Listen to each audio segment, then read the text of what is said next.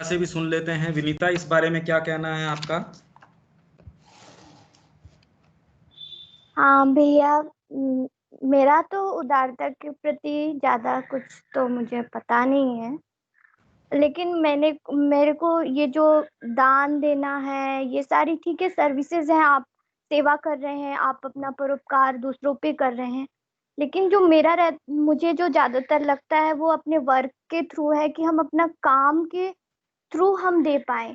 क्योंकि हम माँ को मतलब कुछ चीजें दे के हम किसी दूसरे को सेटिस्फाइड कर रहे हैं, फिर उसके बाद हम भी अपने आप को एक उसमें ले आते हैं कि नहीं, हमने बहुत अच्छा काम किया है।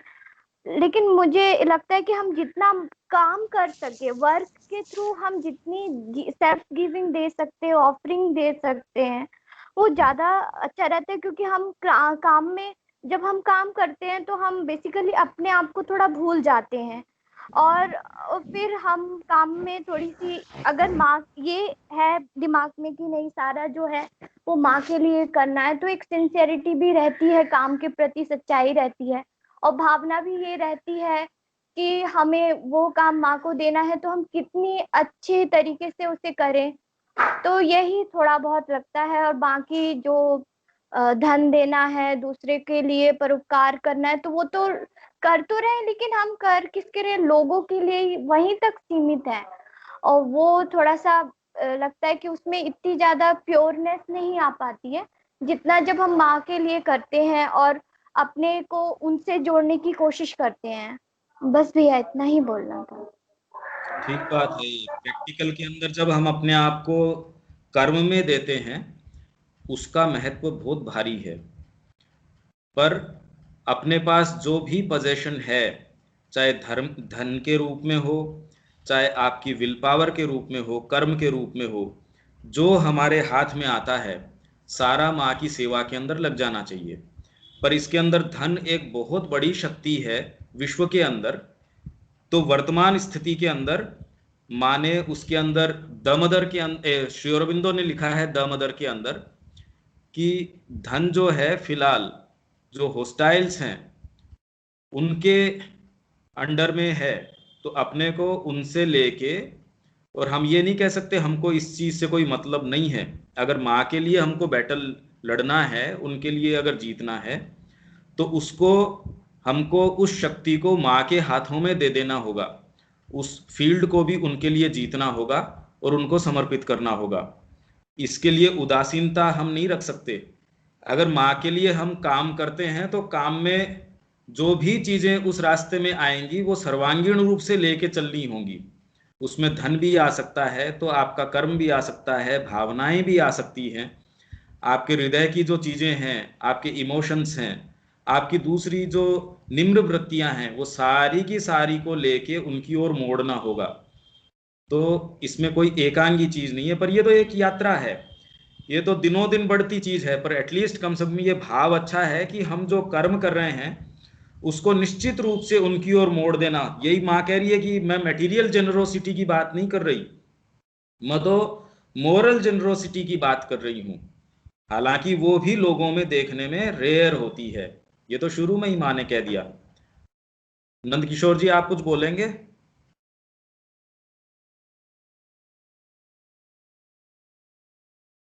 हाँ हेलो भैया, हेलो, आवाज आ जी रही है? जी। हाँ, अब आ रही है। हाँ, मुझे तो एक ही बात समझ में आती है भैया कि जैसे जैसे हम माँ के निकट जाते हैं, माँ से प्रेम करते हैं, उनकी चेतना से जुड़ते हैं, तो माँ ही जानती है कि मेरे द्वारा वो क्या करवाएंगी, किस तरीके से करवाएंगी, क्या करवाएंगी। क्योंकि हमारा जो व्यक्तित्व है, जो मन प्राण और शरीर, जो ये हमारा यंत्र है जो काम करना चाहता है, ये तो एकदम से अज्ञान से भरा हुआ है। तो हम कैसे हम जान सकते हैं कि हम क्या कर रहे हैं, क्या दे रहे हैं? सबके पीछे एक ईगो काम कर सकता है। लेकिन जैसे ही मैं अब अपने को माँ के साथ जोड़ता हूँ, अनुभव करता हूँ, तो ये फीलिंग होता है कि माँ मुझसे जो करवाएंगी वही सचमुच में एक सच्चा चीज होगा। तो मैं इतना जानता हूँ। हाँ, बिल्कुल सही बात है कि सच्ची रूप में तो माँ ही जानती हैं। कि क्या करने योग्य है और क्या करने योग्य नहीं है। हमने अपनी जो मानसिक डेफिनेशंस या परिभाषाएं बांध रखी हैं चीज़ों को लेके, वो तो रीस्ट्रक्चर होंगी। जैसे ही माँ के दृष्टिकोण के अंदर हम जाएंगे, उनका तो पुनर्गठन होगा, उनका स्वरूप बदलता जाएगा। क्योंकि आज हमारा जो कंसेप्शन जितना है, अगर उसमें ही हम सारी चीज देख पाते तो फिर बाद में प्रगति का तो मतलब ही नहीं था। प्रगति तो इसीलिए है कि आज मैं सारी चीज नहीं देख पा रहा। जैसे जैसे मैं आगे बढ़ता हूं वैसे वैसे मेरा दृष्टिकोण और विशाल होता जाता है।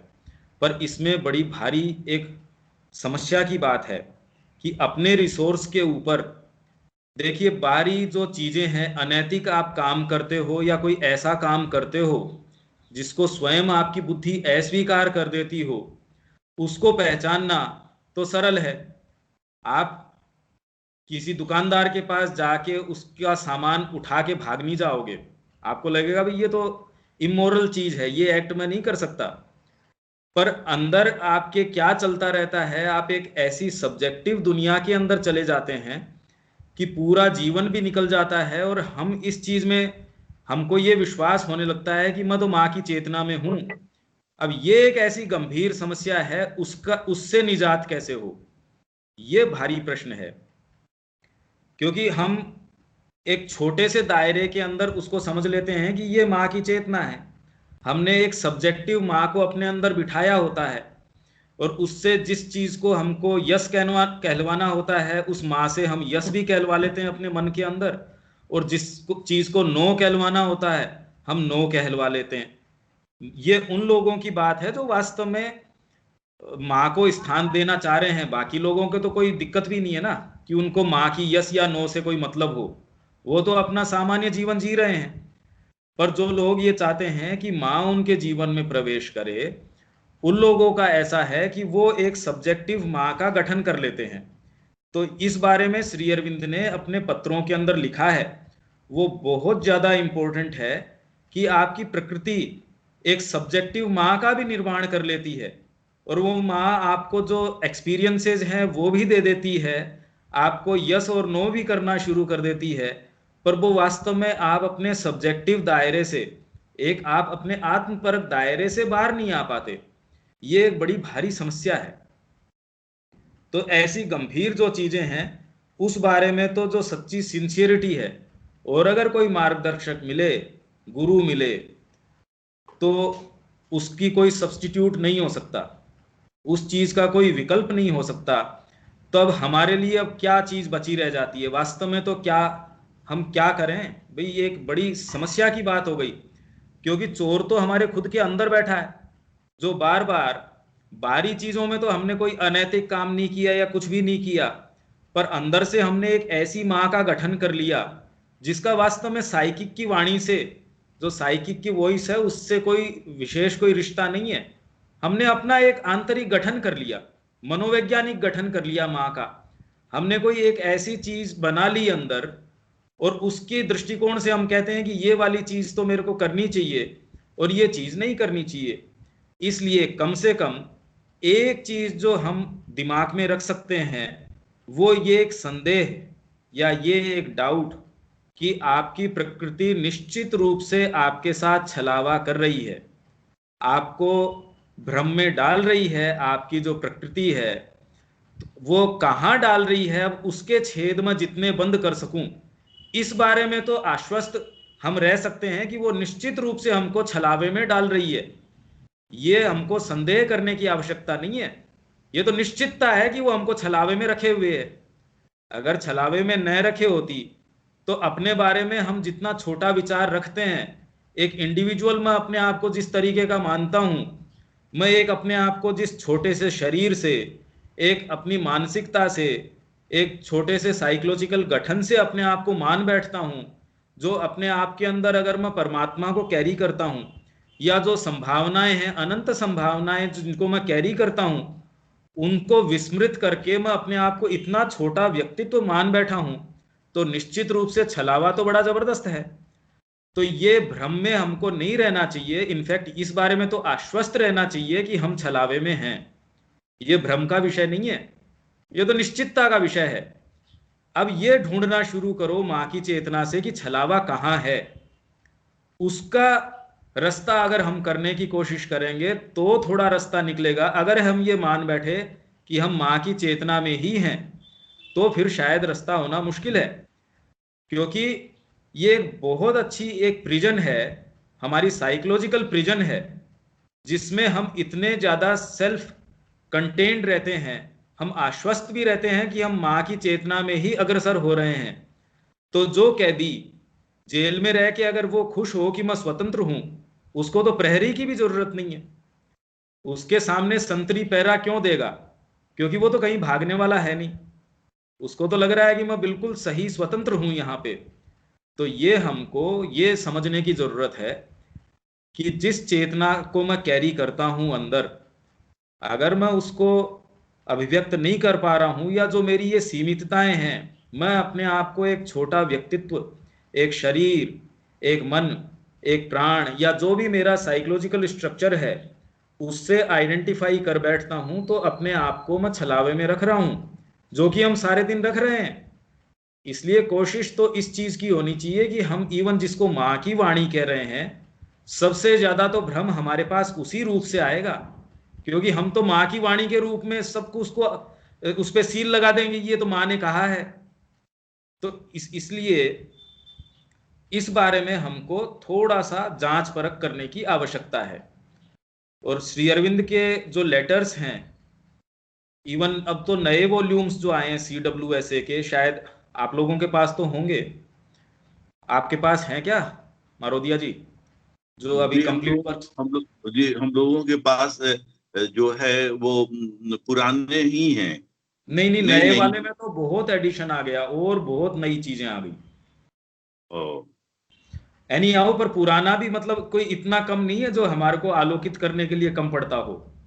हालांकि खैर नया जो है उनके अंदर जो पत्र उत्तर हैं, इवन द मदर के ऊपर जो श्री अरबिंदो का पहले जो वॉल्यूम था जिसमें पत्र थे ना माँ के विषय, जो द मदर के विषय में जो पत्र थे, एक पुस्तक थी, वो बहुत मोटी हो गई पहले से। अगर अभी जो कंप्लीट वर्क्स देखें श्री अरबिंदो के, तो अब जो नया वॉल्यूम आया है वो तो पहले वाले से काफी मोटा है। तो द मदर का आ गया क्या? कंप्लीट वर्क्स में तो सारे आए हैं ना, 36 volume complete works Shri Aurobindo के। लेकिन अलग से बुकलेट जो द मदर है उसका भी आया है हिंदी इंग्लिश। देखिए, मूल तो द मदर तो शुरू से अंत तक अभी तक वही है। अच्छा, वो तो मूल पाठ है।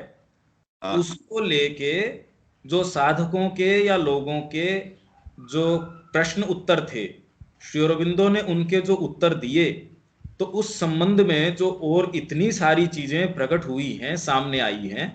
तो लेटर्स ऑन द मदर जो पहले वॉल्यूम जो था, द मदर और लेटर्स ऑन द मदर, वो अब कंप्लीट वर्क्स के अंदर उसमें और बहुत बहुत चीजें आ गई हैं। तो जब हम उनको पढ़ते हैं तो ऐसे ऐसी चीजें निकल के आती है। लोग कहते हैं कि माँ ने रात को मेरे को आके ये कहा, या लोगों की माँ से क्या अपेक्षाएं थी, माँ को लेके हम जितनी भी बातें कर रहे हैं वो फॉल्सहुड का भी मुखौटा किस तरीके से हो सकती है, उस बारे में इतने सुंदर लेटर्स हैं श्री अरबिंदो के। तो वो हमको चेतावनी देते हैं, सजग करते हैं, ये जगाते हैं कि हम कहीं भ्रम में तो नहीं हैं। तो जो इस मार्ग में चल रहे हैं उनको निश्चित रूप से तो इन चीज़ों के बारे में जानकारी होना आवश्यक है, और वो बहुत सुंदर चीज़ें हैं। तो कंप्लीट वर्क्स अगर आप लोगों को उपलब्ध हो पाए तो आपकी शायद तो सोसाइटी के अंदर तो होगा, तो उसको आप देखिए। कंप्लीट वर्क्स है, लेकिन हम लोग वो नए वॉल्यूम भी मंगाएंगे।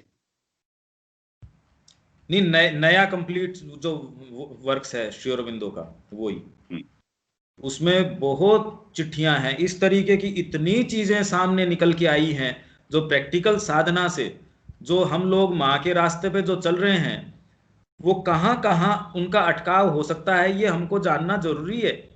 हमारी प्रकृति या हमारी जो नेचर है, हमारी साइकोलॉजी है, या हमको कोई गहन अनुभव भी हो गया, उसको किस प्रकाश में देखना चाहिए। हमारे साथ भ्रम तो नहीं हो रहा है, हमको कोई चीज़ अपने छलावे में तो नहीं रख रही है, इस बारे में तो हमको जानकारी बहुत ज़रूरी है। अदरवाइज तो जीवन निकल जाएगा, हम इस वहम में निकाल देंगे कि हमने प्रोग्रेस करी है, और वास्तव में तो पता चलेगी कोई, हम तो कोल्हू के बैल की जैसे चल जरूर रहे थे, पर चल तो उतने ही दायरे में रहे थे। और वो प्रकृति को तो बहुत अच्छा लगता है अगर माँ के नाम से और आप आश्वस्त हो जाते हो और उससे आगे देखने की कोशिश नहीं करते हो, तो प्रकृति आपको उस तरीके से बेवकूफ बनाना शुरू कर देगी। तो समस्या माँ के साथ नहीं है ना, समस्या तो हमारे अंदर जो चोर बैठा है उसको चेक करना, हर मोमेंट चेक करना जरूरी है। तो ये चीजें प्रकाश डालती हैं, जो अभी पत्र आए हैं और द मदर के विषय में भी जो चीजें आई हैं, और ऑटोबायोग्राफिकल नोट्स के अंदर भी श्री अरबिंदो का, क्योंकि मैंने पिछले दिनों ये सारे देखे, तो इनमें जिन चीजों का प्रकटन हुआ है, जो चीजें सामने आई हैं, हालांकि सामने तो हम जितना ग्रास्प कर सकते हैं उतना ही कर सकते हैं, पर वो भी इतनी विशिष्ट हैं कि कम से कम जिन चीजों से हम भ्रमित हैं उन पे प्रकाश डल के कम से कम उनसे हम बच सकते हैं। तो अगर उपलब्ध हो सके तो आप वो जरूर देखिए। और कोई बात बताइए इसके अंदर। हेलो।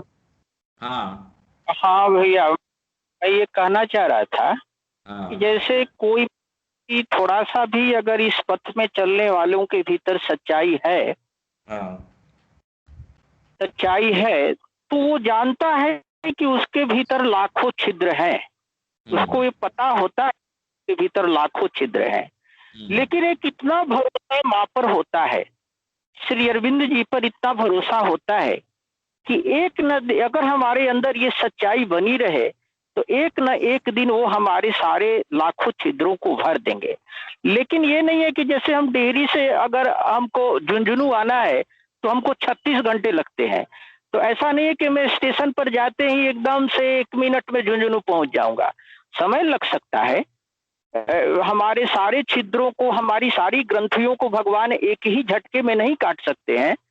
तो ये धीरे धीरे जो हमारा प्रगति होता है, हाँ, सबसे बहुत जरूरी चीजें देखने में आती है कि हमको सच्चा होना पड़ेगा और माँ पर पूर्ण विश्वास, पूरा भरोसा। नहीं तो हमारे भीतर तो लाखों छिद्र तो है ही है, इसमें कहाँ दो राय है कि हमारे भीतर हमको छलावा नहीं हो रहा है।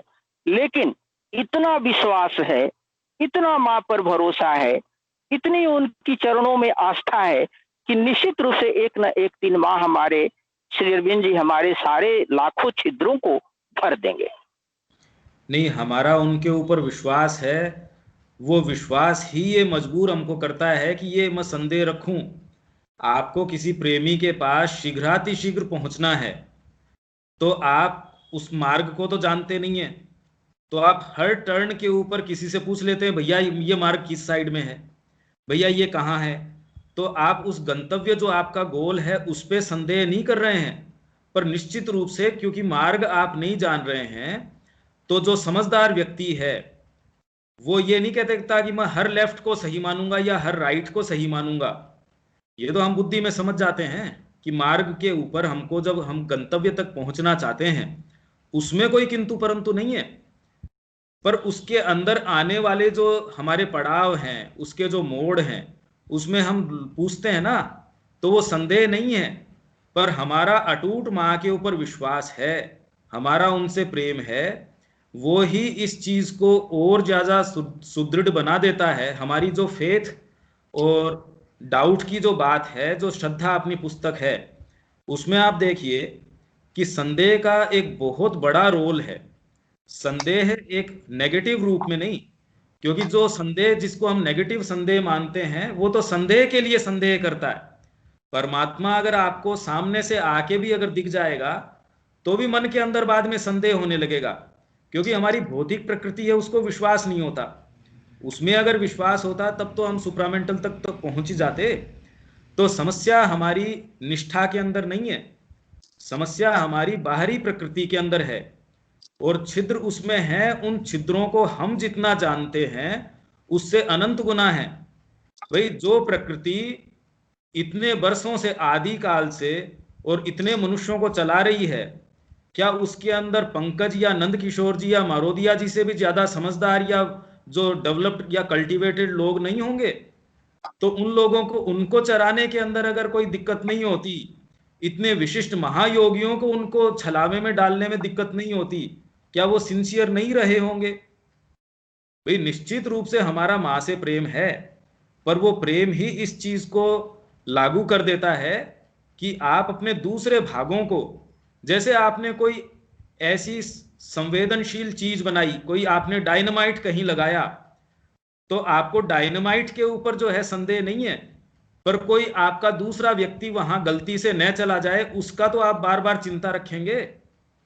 तो माँ की ओर आप जा रहे हैं, माँ के लिए आपका प्रेम है, आप सच्चे रूप से उस तरफ मूव कर पाए, तो दूसरे कोई जो आपके डाकू हैं, चोर हैं, वो उसको आके न उसकी चोरी कर लें, इस बारे में तो मेरे को संदेह रखना पड़ेगा ना। यही चीज वेदों के अंदर श्री अरविंद ने बार बार कही है। वेद रहस्य जब आप पढ़ेंगे, उसकी प्रस्तावना के अंदर ही वो ये कह रहे हैं कि हमारे बीइंग में इस तरीके के पणी हैं, पणी या मतलब कि जो सेंस ट्रैफिकर्स हैं, आपने किसी और देखा, तुरंत आप उस ओर बह जाते हैं, वो आपको आपके सेंसेशन से हाईजैक कर लेते हैं। हम सारे दिन तो देख रहे हैं, आपको जो कोई चीज श्रेष्ठ लगती है, आप उसकी तरफ दृष्टिपात करते हैं, तुरंत आपके अंदर वैसे भाव जग जाते हैं। खाने की चीज, कोई ऐसी रसीली चीज आप देखते हैं, उसके तरीके के आप कैसे रोक लेंगे? आंख का गठन उस तरीके का है, आपके भौतिक शरीर का गठन उस तरीके का है। तो ये इस तरीके के पणी लगे हुए हैं, और जो आप साधना में जाते हैं, तो इवन माँ की तरफ जाने का जो आनंद है, जो उससे एक सोम रस उत्पन्न होता है, बाद में धीरे धीरे वो आनंद भी आप खुद भोग करने की कोशिश करते हो कि जब मैं माँ का ध्यान करता हूं तो आनंद आता है। आप उस आनंद के लिए माँ का ध्यान करने लगते हैं, बजाय माँ के लिए माँ का ध्यान करने के लिए। अब ये एक उल्टी प्रक्रिया हो गई। आप उस आनंद के लिए जैसे ही उस आनंद की खोज करना शुरू करते हैं बजाय माँ के, तो अब जीवन में मिजरी या कर्कशता आनी शुरू हो जाती है। तो आप जो माँ की तरफ चलते हैं, उससे जो आनंद निकल के आता है, उस आनंद को भी माँ को समर्पित करना है, और उससे और दुगनी तरीके से हमको माँ की तरफ प्रगति करनी है। इसीलिए इतने सूक्ष्म विषय हैं, और हमको उस बारे में, अब ये तो व्यक्ति के ऊपर है। देखिए, अगर सूक्ष्म विषय में भी वो ये मान ले, बच्चा ये मान ले कि नहीं मैं गलती नहीं करूंगा, तो उसका विकास कैसे हो सकता है? वो ये तो लेके चल सकता है कि मेरे को प्रगति करनी है, पर मैं सही कर रहा हूं या नहीं कर रहा हूं, ये आकलन तो उसको जो इस मार्ग में आगे जा चुका है, या उसका जो ट्रू गाइड, आंतरिक गाइड है, क्योंकि वास्तव में जो आप गुरु जिसको कहते हैं, वो भी आपका आंतरिक गाइड ही है। पर जिस तरीके की व्यवस्था बनाई हुई है, हमारे इतने ज्यादा छलावे और भ्रम है कि जिसको हम आंतरिक गाइड बोलते हैं, उसमें कई बार दिक्कत हो सकती है। और जैसा कि हम कितनी सारी ऐसी उदाहरण देखते हैं जिसके अंदर पतन होता है उन लोगों का। तो इसलिए हम उस पतन से बच सकें, उसके लिए आवश्यक है कि इन चीजों के बारे में इंट्रोस्पेक्शन करें। बाकी छिद्र तो कोई भी जो थोड़ा सा भी इंट्रोस्पेक्शन करता है, मैं कह रहा हूं आध्यात्मिक जीवन की तो बात ही क्या, जिसने अपने जीवन में कोई उद्देश्य लिया है, जिसने थोड़ा बहुत भी गोल सेट किया है, वो ये जानते हैं कि आपके इमोशंस हैं। क्या आप सोचते हैं कि मनुष्य जाति अभी तक इतनी विकसित भी नहीं हुई जो ये समझती होगी कि उसके अंदर साइकोलॉजी है, और साइकोलॉजी में इस तरीके की चीजें हैं? आप में आलस्य आता है, हाँ, उनकी टर्मिनोलॉजी अपनी तरीके की है। वो जिस भाषा का इस्तेमाल करते हैं, वो श्री अरविंद जिस भाषा का इस्तेमाल करते हैं, वो टर्मिनोलॉजी नहीं काम में लेते। पर उतना तो उनको भी समझ में आता है कि मेरे गोल के लिए, एक फिल्म एक्टर है, उसको भी समझ में आता है कि मेरा जो गोल है उसमें मेरे को जो फूड इनटेक है, वो कैलोरी का मेरे को ध्यान रखना पड़ेगा, या मेरा जो लाइफ स्टाइल है उसको देखना पड़ेगा। पर इतना डिसिप्लिन करने से वो साधना नहीं हो जाती। आप फिल्म एक्टर को कोई साधक थोड़ी कहते हैं, या अपनी जितनी भी कमजोरियों के बावजूद कोई साधक को आप ऐसे नहीं कहेंगे कि ये कमजोरियां हैं इसलिए ये साधक नहीं है। इसलिए ये बाहरी मानदंड हैं, वो उस चीज के ऊपर लागू नहीं होते। अवश्य आप ठीक कह रहे हैं इस बारे में कि छिद्र हमको नजर आते हैं, पर उसके साथ साथ कई बार ईगो को ये भी बहुत सेटिस्फेक्शन होता है कि मैं सिंसियर हूं, इसलिए मेरे को छिद्र नजर आ रहे हैं, तो देखो मैं इसको भर रहा हूं। तो आप जो अपनी खुद की रिसोर्स है, अपनी सामर्थ्य है, उससे दूर नहीं जा पाते। तो माँ की कृपा आपके साथ जो चमत्कार सिद्ध कर सकती है, वो आप अपने छिद्रों को बंद करने में लगे रहते हो और माँ का चमत्कार कई बार बाकी रह जाता है। मैं बस इतना सा पॉइंट देना इसमें आपको देना चाह रहा हूँ। बाकी तो आप जो कह रहे हैं वो ठीक बात है। छिद्र तो कोई भी सच्चा साधक है उसको नजर आएंगे ही आएंगे, इसमें तो बात ही क्या है। पर आप छिद्र में भी तो सेटिस्फेक्शन लेना शुरू कर देते हो, समस्या उसमें आती है। व्यक्ति को ये लगता है मैंने 20 छिद्र आज बंद किए, भाई आप कैसे सेटिस्फेक्शन नहीं लेोगे उसके अंदर, मैंने इस कमजोरी के ऊपर विजय प्राप्त करी, पर इससे पुष्ट कौन हुआ उसकी बात है। क्या मेरा ईगो पुष्ट हुआ? क्योंकि कहीं ना कहीं तो वो पुष्ट होता है। अगर वो नहीं होता तो आज हम जिस परिस्थितियों में, जिस व्यक्तित्व में, जिस सीमित स्थितियों में हम हैं, हम वैसे नहीं होते। इसलिए निश्चित रूप से अभी तो प्रगति की अनंत हमारे लिए संभावना है। एक ये सूक्ष्म भेद है इसके अंदर। पता नहीं मैं अपने आप को क्लियर कर पाया हूं या नहीं कर पाया हूं। नहीं, बड़ी अच्छी तरह से क्लियर किए हैं। एक शायर ने कहा है, हर डाल पर उल्लू बैठे हों, हाले गुलिस्ता क्या होगा।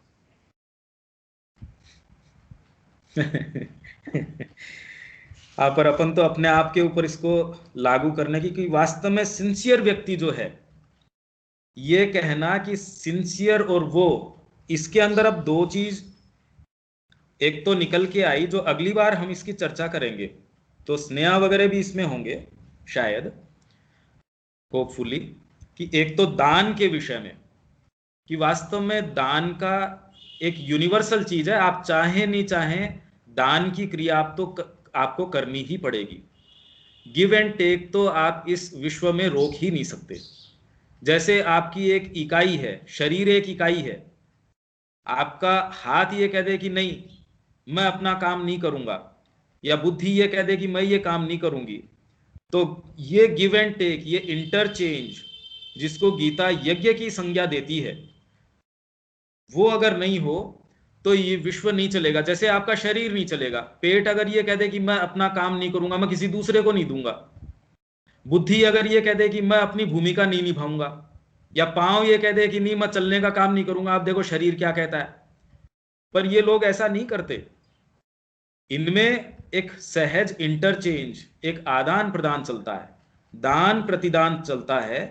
उसी तरीके से विश्व इकाई के अंदर हम एक इकाई हैं, उसमें एक पत्थर भी जो है वो क्रिया करने से बच नहीं सकता। एक पत्थर जहां रहता है वो किसी हवा के रुख को रोकता है, उसके ऊपर कोई बरसात अगर गिरती है तो अपने नीचे कोई चीज है उसके ऊपर वो बरसात को गिरने से रोकता है। तो क्रिया प्रतिक्रिया, दान प्रतिदान, ये एक यूनिवर्सल चीज है, आप इसको रोक नहीं सकते। बस ये है कि आप इसको कौन से भाग से कर रहे हैं। तामसिक रूप से कर रहे हैं जिसमें आपसे प्रकृति जबरदस्ती करवा रही है कि आप सांस लेना रोक नहीं सकते, प्रकृति आपसे मजबूरन करवा रही है। आप हार्ट बीट को रोक नहीं सकते क्योंकि प्रकृति आपसे करवा रही है। तो इस तरीके की चीजें हैं जो मजबूरन अगर आपसे करवाई जा रही हैं, उसके अंदर आपको उसका आनंद नहीं आता। कर्म तो आप सारा मां के लिए जो करेंगे, उससे गहन कर्म तो एक व्यापारी करता है। साधक जितना कार्य करता है उससे गहन रूप से, आप देखिए कोई पॉलिटिशियन है जो कामी व्यक्ति है, जिसके डिजायर्स लगी हुई हैं, कितना गहन कर्म करता है, तो उसको आप साधक थोड़ी कह देते हैं। इसलिए कर्म किस रूप से किया जा रहा है वो साधना के अंदर आ जाता है। तो प्रकृति आपसे दान प्रतिदान की क्रिया तो करवाती ही है, आप चाहें नहीं चाहें तो। अब तामसिक रूप से हो, राजसिक रूप से हो या सात्विक रूप से हो, समाज में आप रहते हैं, आप जानते हैं कि मैं अगर उसके 4 काम करूंगा तो 10 काम वो भी मेरे करेगा। इसमें आप कोई बहुत ऊंचे विचार से थोड़ी करते हैं कि किसी की मृत्यु हो गई, आप कहते हैं अगर मैं उसके पास नहीं जाऊंगा तो मेरे परिवार में कौन आएगा। तो आप कहते हैं भाई ये तो व्यावहारिकता है, मेरे को उसके सुख दुख में उसका साथी होना पड़ेगा, तो मेरा कौन करेगा अदरवाइज। ये राजसिक तरीका है। इसके अलावा जो सात्विक व्यक्ति है वो ये कहता है कि नहीं, जो सही होगा वो कार्य करूंगा, उसके अंदर चाहे सुख हो या दुख हो। पर ये तीनों हैं जंजीरें। रामकृष्ण जी जैसे कहते हैं, तीनों हैं जंजीरें ही, एक सोने की है, एक चांदी की है और एक लोहे की है। अब आपको कह दे कि लोहे वाली के बांध के मारे हैं आपको या सोने वाली के बांध के मारे, तो आप कहते भी मारो मत मेरे को, बांध के मारने का क्या मतलब है। पर हमारे साथ सारे दिन हो तो यही रहा है। तो हमको एक ये वैश्विक क्रिया है, यज्ञ तप और ये दान, ये तीन चीज इस तरीके की है, ये तीनों की तीनों चल रही हैं, इसको आप रोक नहीं सकते। ये तीनों प्रक्रियाएं वैश्विक रूप से किस तरीके से चल रही हैं, ये अपन नेक्स्ट अपना टॉपिक जो है, क्योंकि वो इसी का एक्सटेंशन होगा, तो अपन ने गीता के ऊपर इसके ऊपर बहुत सुंदर तरीके से व्याख्या करी है। अपनी जो 2 भाग में गीता है उसमें इसके ऊपर टीका है, वो अगली बार अपन जरूर करेंगे। एक चीज तो अपनी ये हुई, इसके अलावा इसमें छोटी मोटी कोई चीजें हैं, वो हम इसमें बहुत सारी ऐसी चीजें हैं जो अभी निकल के आई हैं कि किस तरीके से हमको छलावा होता है इसमें कई चीजों को लेके। अगर मेरे को वो चीजें मिल पाई दोबारा तो वो मैं आपसे शेयर करूंगा, क्योंकि इस ग्रुप में जो बैठे हैं, नंद किशोर जी हैं, आप हैं, जो सीरियसली इस पाथ के ऊपर जा रहे हैं, तो उनके लिए तो ये इश्यूज क्लियर होना बहुत जरूरी है और उनके लिए बहुत अच्छा भी होगा। वो ऐसी चीजें शेयर करके आनंद आएगा उस चीज में, तो मैं इसको नोट कर लूंगा। ये हम अगली बार इस चीज को ले सकेंगे और मैं आपसे ये चीज शेयर करूंगा। अभी इसके अंदर और अगर कोई प्रश्न है तो आप बता दीजिए, अदरवाइज तो अपन इसको यहीं विराम देंगे और अगली बार देखते हैं। इसमें किसी के कोई बात है? नहीं भैया।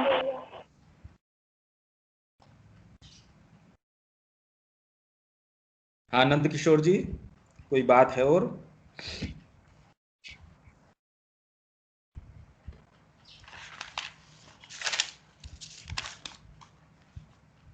हेलो। ठीक है, ठीक है।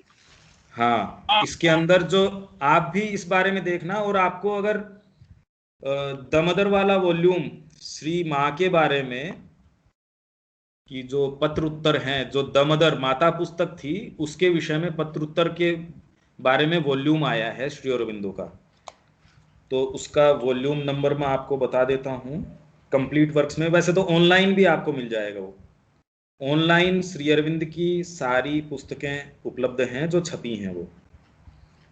तो आप चाहें, अगर वैसे हार्ड कॉपी उपलब्ध नहीं हो पाए, हिंदी में तो नहीं होंगी ये, आप अगर हिंदी में देखना चाहें तो ये पुस्तकें हिंदी में नहीं होंगी काफी तो। और जो नए एडिशंस आए हैं, जो नई चीजें जुड़ी हैं इन वॉल्यूम्स में, वो तो हिंदी में बिल्कुल भी नहीं है। तो ये वॉल्यूम नंबर कितना है? 32। पेज नंबर बता सकेंगे? किसका?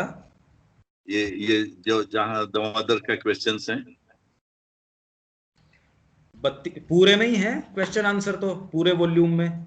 शुरू के अंदर तो जो माँ के दामोदर के जो मूल प्रति है, जो दामोदर मूल जो है, जो बुकलेट जो है ना, बुकलेट मूल तो वही है, पर उसी को लेके लोगों ने माता जी के विषय में या इस पुस्तक में बहुत सारी चीजों के जो प्रश्न उत्तर आए हैं उस विषय में, और इस पूरे वॉल्यूम के अंदर आया है। तो पहले जो वॉल्यूम था वो छोटा था, पहले मैंने जो देखा था वो वॉल्यूम काफी छोटा था। अब जो वॉल्यूम आया है उसमें तो बहुत, उससे काफी एडिशंस आ चुके हैं इसमें। तो ये रेगुलर एक अध्ययन के लिए बहुत सुंदर चीज है। पर ये मेरे ख्याल से तो आप अध्ययन रेगुलर करते ही होंगे। आप क्या नित्य प्रति करते हैं क्या? आपका खुद का? जी थोड़ा करता हूँ। क्या करते हैं? मैं तो अभी एक मतलब दामोदर पुस्तक तो करता हूँ। हाँ, और उसी से रिलेटेड देखिए, इसमें एक तो पुस्तकों की सूची मैं आप लोगों को भिजवा दूंगा। एक काम ये अवश्य आप लोग करें। इसमें पहले ये था कि भाई हिंदी के अंदर हो तो जो हिंदी भाषी लोग हैं उनके लिए सहज हो जाए समझना, क्योंकि जो अनुवाद भी छपे श्री अरविंद आश्रम से वो समझना थोड़ा मुश्किल था। वो इंग्लिश जितनी कठिन थी, हिंदी भी समझना उतना ही लगभग कठिन था, क्योंकि उसमें विचार प्लस जो भाषा वो आम भाषा की जैसी नहीं थी। तो कुछ वॉल्यूम्स अपन ने निकाले हैं जो गीता के ऊपर, अपनी 2 पुस्तकें हैं। मैं ये चाहूँगा अगर आप अपना एड्रेस भेजें मेरे को, वो मैं आपको सेट भिजवा दूंगा। उसके अंदर आपको बहुत सारी जो श्री अरविंद की चीज़ें हैं वो एक सरल भाषा के अंदर, उसमें एक बीच के एक सेतु मिल जाएगा आपको कि किस दृष्टिकोण से उसको लेना चाहिए, और बहुत बहुत चीज़ें उससे क्लियर होंगी। तो ये मैं आपको रिकमेंड कर सकता हूँ। जी जी। तो अपना अपना पोस्टल एड्रेस मेरे को भिजवा सकते हैं, एटलीस्ट कम से कम आप अपनी सोसाइटी में उसका एक सेट रख सकते हैं, या इंडिविजुअल जो आप लोग गहन अध्ययन करते हैं जिनका उसके अंदर कि आपको लगता है भी ये शब्दों में थोड़े मुश्किल हैं, या फिर जहां हमको सहज भी लगते हैं पर उनका अर्थ इतना गहरा होता है कि हम उसको उसके सतही अर्थ में लेके रह जाते हैं और उसका जो सच्चा ट्रू मीनिंग है उस तक जा नहीं पाते, इसलिए उसका हमको सच्चा लाभ हो भी नहीं पाता। तो इसीलिए हम पढ़ते जरूर रहते हैं पर उससे वास्तव में कोई अंतर न तो हमारे सोच के अंदर आता, न श्री अरविंद का जो वाक्य निर्माण है वो वाक्य निर्माण तक भी समझ में नहीं आता इतने इतने समय बाद भी। तो हम निश्चित रूप से ये जो हमारा जो आरंभ किया हमने ये ग्रुप, वास्तव में मैंने इसी सोच के साथ आरंभ किया कि कम से कम हम उस कंपोजिशन के अंदर तो जा पाएं, लिटरल अर्थ तो समझ पाएं, गहन अर्थ तो बहुत दूर की बात है। वो कहना क्या चाह रहे हैं, हमारी बुद्धि क्या करती है, कुछ शब्दों को लेती है और उसके चारों तरफ एक कहानी गढ़ देती है। हमारी जिस तरीके की मानसिकता है, क्योंकि एक उसका कल्टीवेशन कोई एकेडमिक्स के रूप में तो हुआ नहीं, शुरू से हमारा किसी ने इस तरीके से कल्टीवेशन करवाया नहीं कि इस भाषा को स्ट्रिक्ट रूप से आप पढ़िए और जो इस भाषा से निकल के आता है उसके आधार पे चलिए। ये कल्टीवेशन हमारा किसी ने करवाया नहीं। इसलिए अभी क्या होता है, उस श्रृंखल रूप से हमारी बुद्धि जो है कुछ शब्दों को पकड़ती है और अपने तरीके से अंदर ही उसका निर्माण कर लेती है, और हमको कोई बताता नहीं है। जीवन भर हम अपने आप को ही पढ़ते रहते हैं और जो उसके अंदर जो समझ में आता है अपनी खुद की कहानियां गढ़ते रहते हैं। तो ये एक बड़ी समस्या की बात है। तो कोई भी सिंसियर व्यक्ति है वो वास्तव में ये चाहता है कि भाई ये खुद से मेरे को कैसे निजात मिले। भाई अगर मेरा इंस्ट्रूमेंट फॉल्टी है, जिस स्केल से आप नाप रहे हैं वो स्केल ही पूरी नहीं है, आप पूरा दुनिया को नाप आते हैं, ये पता करने की कोशिश नहीं करते कि जिस स्केल से नाप रहे हैं वही गलत है। इसलिए जिस बुद्धि से समझने का मैं प्रयास कर रहा हूं अगर वो कल्टीवेटेड नहीं है तो फिर बाद में सारे जो निष्कर्ष मैं निकालूंगा वो भी सारे के सारे दोषपूर्ण होंगे। इसलिए मैंने ये सोच के ये शुरू किया कि हम कम से कम ये प्रयास करें कि जो स्ट्रिक्टली उस भाषा में से निकल के आता है पहले तो वो समझें और उसके आधार पे आगे चलें। तो वो अगर आप चाहें तो आप अपना पता मेरे को भिजवा दीजिए, मैं और आपको पहले तो इस ग्रुप में अपनी जो पब्लिकेशंस की लिस्ट है आप खुद भी उसको देखिए और आगे से आगे वो कैसे पहुंच सकता है, क्योंकि हम प्रैक्टिकल लाइफ में भी कर्म कर रहे हैं तो विश्व में कितनी सारी चीजें हैं उसमें हमको योगदान के अंदर अगर हो कि आप कहें कि हम इसमें क्या योगदान करें तो माँ के शब्द को कितना आगे से आगे हम पहुंचा सकते हैं, तो ये योगदान तो हमारा निश्चित रूप से अपेक्षित है, कम से कम इस ग्रुप में जो हैं उनसे। तो ये सूची में इस ग्रुप में पीडीएफ डाल दूंगा, आप लोग देखिए, पहले तो खुद उसको रेगुलर रूप से उसके अंदर अध्ययन करने का प्रयास कीजिए और दूसरों तक उसको कितना हम पहुंचा सकते हैं वो बाद की बात है। ठीक है, जय Shri okay Pankaj, thank you. Okay, जय श्री जय श्री माँ भैया।